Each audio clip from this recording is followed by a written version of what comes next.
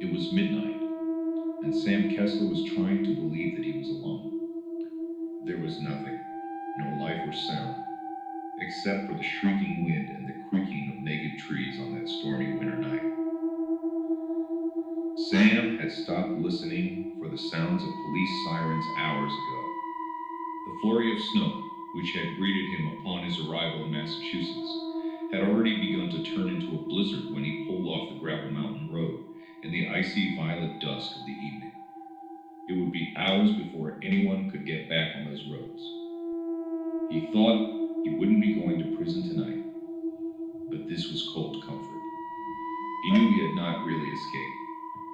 It was a rundown motel lost in the back roads of western Massachusetts, and Sam Kessler was trapped there.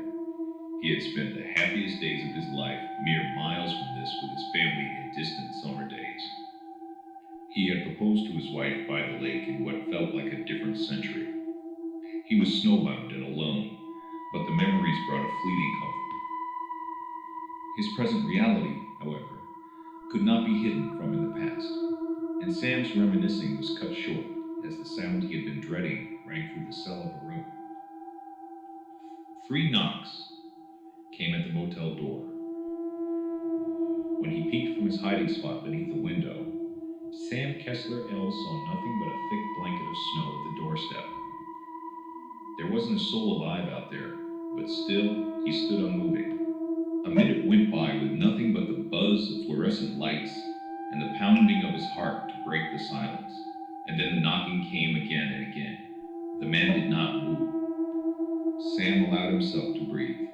It was gone, at least for now. He knew his pursuer's patterns by heart. 3 knocks, then 3 again and again, and then silence for a little while. It was gone, and when he realized this, relief flooded his stiff limbs. Sam looked down at the filthy ground and slid down the plain beige wall into a crumpled heap on the cold tile floor. Sam was trapped in this room, miles away from friends or family, in a desolate motel, waiting for the thing on the other side of that door to find him. He knew that he was a good man, a loving husband, and a father to a wonderful son. With shaking arms and wobbling knees, Sam pushed himself to his feet and made an attempt at rationality. The room was Spartan, the barest furnishings possible, crunched between 4 fading baby blue walls and a cream-colored popcorn ceiling. It was all lit by a single fluorescent overhead light, and this cast a hopeless pall upon the unfortunate surroundings that left the environment unsuited for hope. The bed was entirely undisturbed. Its sheets were still made up, and its pillows untouched. In the hours since he'd entombed himself in the dingy room, he hadn't as much as sat down. His luggage spilled out over the starched white sheets. He brought only the things he could grab in the moments before he fled his home that morning. It was a motley assortment and grabbed from the laundry in his now far-off Virginia home, hardly warm enough for the biting cold of a New England winter.